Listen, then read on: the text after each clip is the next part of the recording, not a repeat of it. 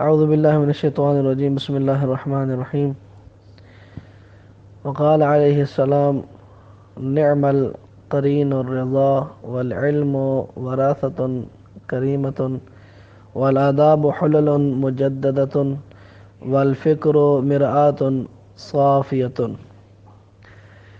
امام علیہ الصلوۃ والسلام کلمات قصار میں سے چوتھے کلمے میں یہ فرما رہے ہیں کہ تسلیم و رضا بہترین مصاحب ہیں اور علم شریف ترین میراث ہے، اور علمی و عملی اوصاف نو بنو خلعت ہیں، اور فکر صاف و شفاف آئینہ ہے۔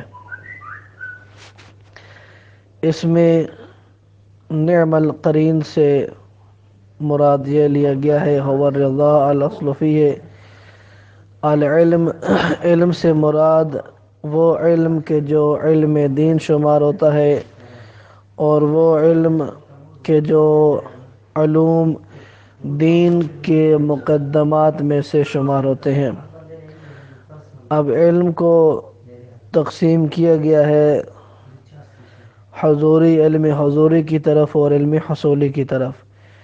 ان دونوں اقسام کی تفصیل کتب علوم عقلیات میں موجود ہے، وہاں رجوع کیا جا سکتا ہے۔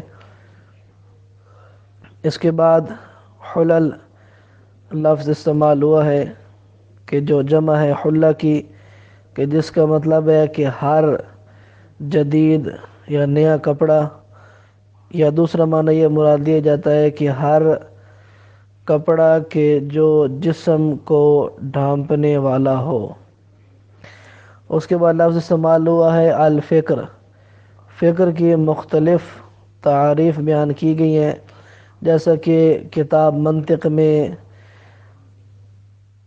3-4 طریقے بیان کیے گئے ہیں۔